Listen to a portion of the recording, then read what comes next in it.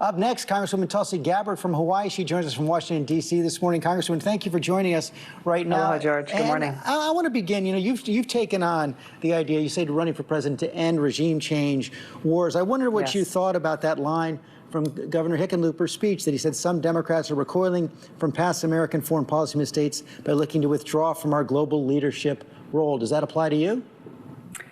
No, it doesn't. You know, my focus has been coming from my experience. You know, I enlisted in the Army National Guard after the terrorist attack on 9/11, served as a soldier for over 16 years and deployed twice to the Middle East.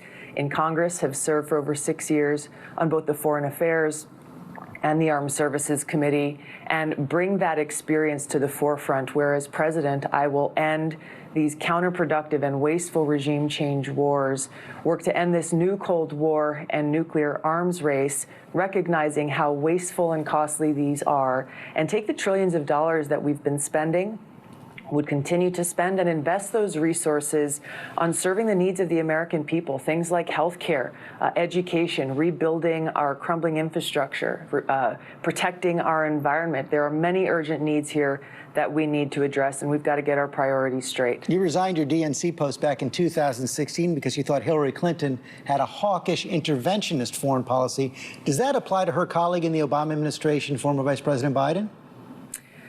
We'll see what Vice President Biden's foreign policy vision is for this country. We may agree on some issues, disagree on others. The problem that I have seen is that across both Democrat and Republican administrations, and especially in this Trump administration, where right now he is leading us down this dangerous path towards a war with Iran. He says he doesn't want it. He says he doesn't want it, but the actions of him and his administration, people like John Bolton and Mike Pompeo, tell us a very different story. They are setting the stage for a war with Iran that would prove to be far more costly, far more devastating and dangerous than anything that we saw in the Iraq War, a war that I served in a medical unit where every single day I saw firsthand the high human cost of war. Well, one of the actions they took this week was evacuating, as you know, our diplomatic posts in Iraq because they were concerned, based on the intelligence, that Iran may be looking to strike U.S. interests. You don't buy it?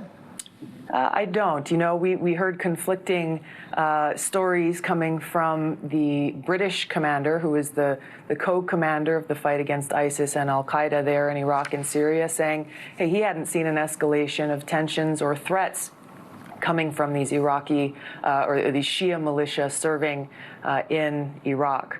I think what we're seeing, unfortunately, is what looks a lot like people in the Trump administration trying to create a pretext or an excuse for us to go to war against Iran, a war that would actually undermine our national security, cost us countless American lives, cost civilian lives across the region, exacerbate the refugee crisis in Europe, and it would actually make us less safe by strengthening terrorist groups like ISIS and al-Qaeda. You said we have to end the new Cold War, and you have taken a notably softer line on Vladimir Putin and Russia than some other Democrats and Republicans. I want to put up a headline from the Daily Beast this week that said Tulsi Gabbard's campaign is being boosted by Putin apologists. And, you know, in the past, you met with Assad, you defended Russian military operations in Syria, you opposed the arrest of Julian Assange, suggested that Russian election meddling is no worse than America's historically.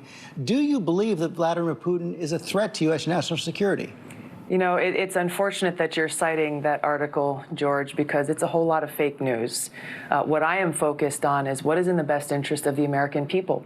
What is in the best interest of our national security, keeping the American people safe. And what I'm pointing out consistently, time and time again, is that our continued wasteful regime change wars have been counterproductive to the interests of the American people. And the approach that this administration has taken in essentially choosing conflict rather than seeing how we can cooperate and work out our differences with other countries in the world has been counterproductive to our national security. Many Democrats have been tougher on Vladimir Putin than President Trump. Do you think Democrats are taking too hard a line? I think that the escalation of tensions that we've seen between the United States and nuclear-armed countries like Russia and China, and you're right, it has come from this administration. It's also come from some Democrats and Republicans in Congress. It has brought us to this very dangerous point where nuclear strategists point out that we are at a greater risk of nuclear war now than ever before in history. And we've got to understand what the consequences of that are. It's something that we in Hawaii know all too well with the wake-up call that we had about a little over a year ago, when we got a text alert over 1 million cell phones across our state saying that a ballistic missile was incoming. Seek shelter immediately. This is not a drill. This was terrifying for people all across our state because there was no shelter. And even though that turned out to be a false alarm, it points to the very real threat we face if we continue to go down this path of this new Cold War, ever escalating tensions, and a nuclear arms race. And this is what I seek to change, to build relationships that are based on cooperation rather than conflict, de-escalate these tensions, work out the differences that we have, the problems that we have with other countries, and also recognize that in examples like denuclearizing the Korean Peninsula, we've got to be able to work with countries like Russia and China to be able to accomplish that objective to keep the American people safe. Congresswoman, thanks for your time this morning. Thank you. Join